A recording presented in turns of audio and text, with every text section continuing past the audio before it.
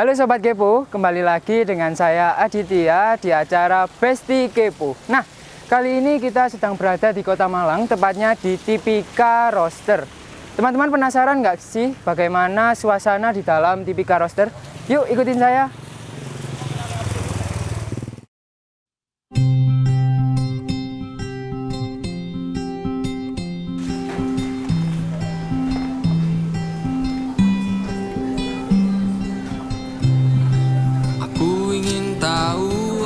Mbak mau pesan El Mojang satu. Oh, yang sebelah sini. Oh iya.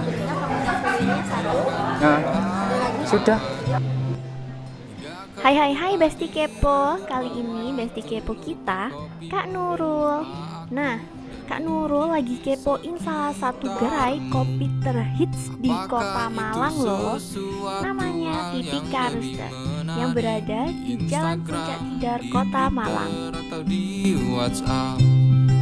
Aku merasa sendirian dan terasingkan.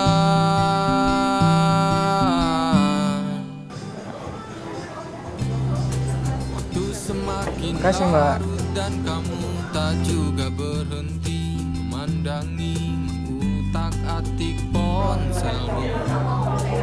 Sobat Kepo, ingin tahu nggak sih lebih dalam mengenai Tipika Roaster dan baristanya? Yuk simak obrolan singkat teman kami Nurul berikut ini. Halo Besti, kembali lagi di acara Besti Kepo. Nah, hari ini kita ada di salah satu kafe di Kota Malang nih, yang namanya Tipika Roaster.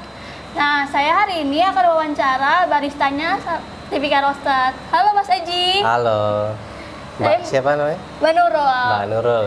Oke. Mas Eji udah berapa lama sih kerja jadi barista?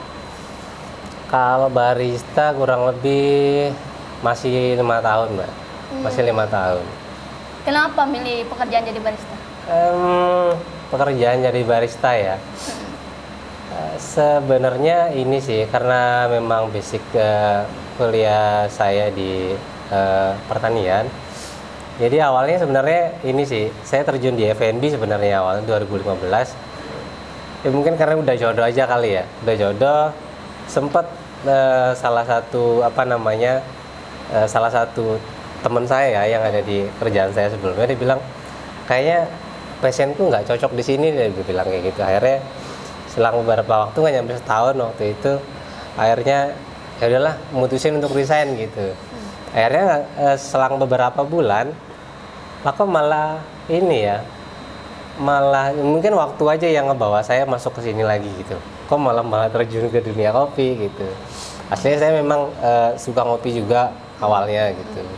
Hanya kopi-kopi biasa anak kosan, sebagai anak ini ya perantau gitu ya, ngopi-ngopi di kosan biasa gitu. Tapi lama-lama seiring berjalannya waktu malah makin penasaran, makin kesini pengen tahu prosesnya pembuatan kopi itu seperti apa gitu. Ya sampai sekarang akhirnya. Well, kalau jadi barista sendiri tuh kesulitannya apa sih? Kesulitannya sebenarnya banyak, cuman gimana ya, tergantung orangnya sih sebenarnya kan. Balik lagi ketika kita mengerjakan sesuatu atau kita terjun dalam profesi tertentu, kalau misalkan passion kita nggak di situ, ya mungkin agak sedikit banyak ini ya kayak problem gitu, kayak ngeluh dan lain sebagainya. Tapi karena passion saya di sini sih sebenarnya ya kesulitan itu bisa jadi keseruan tersendiri aja gitu, kayak tantangan buat beberapa kayak misalkan experience baru yang kita kulik gitu aja.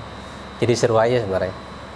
Untuk jadi barista nih, kan kadang ada orang yang pengen jadi barista tapi kayak takut nih nggak bisa bikin latte art. Banyak sekarang kayak gitu ya. Cuman balik lagi ke basicnya sebenarnya gitu. Barista itu bukan hanya sekedar latte art ya. Ini kalau kita ngomong secara universal.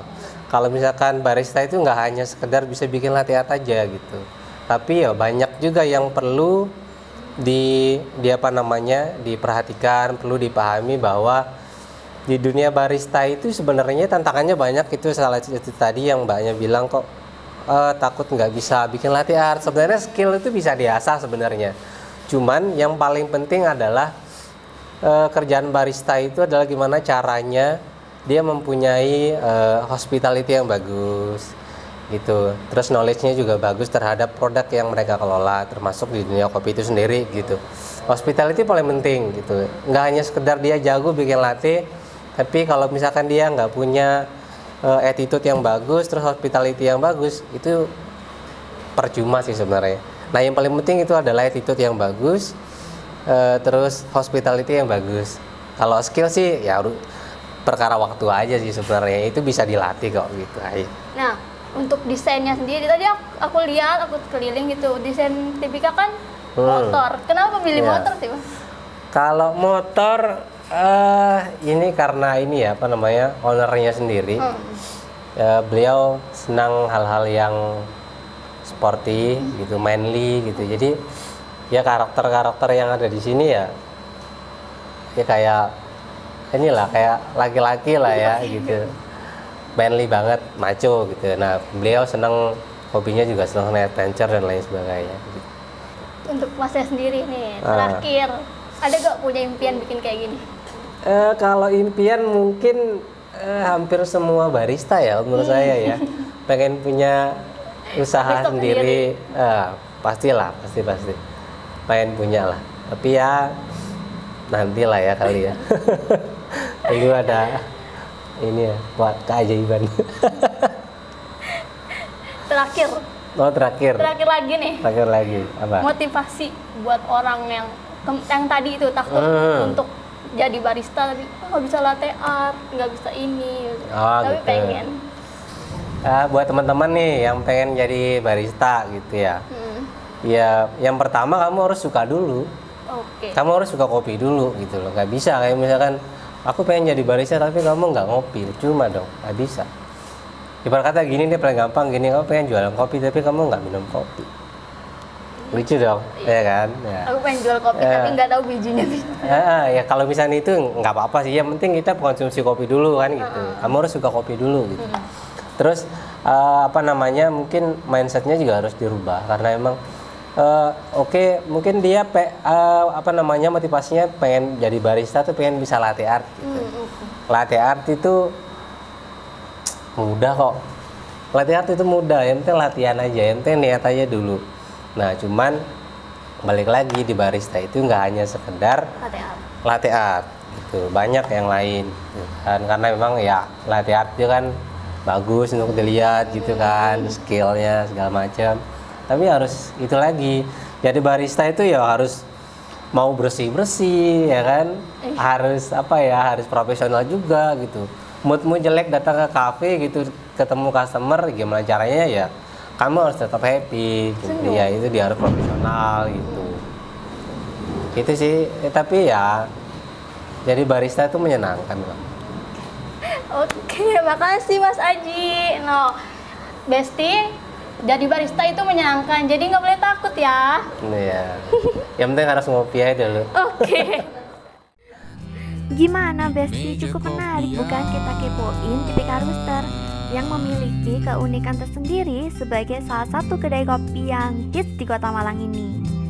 Sekian dulu ya Besti Kepo di episode Kepoin Tipika Roaster saat ini. Saatnya kita berpamit dulu, sampai jumpa di episode Besti Kepo selanjutnya.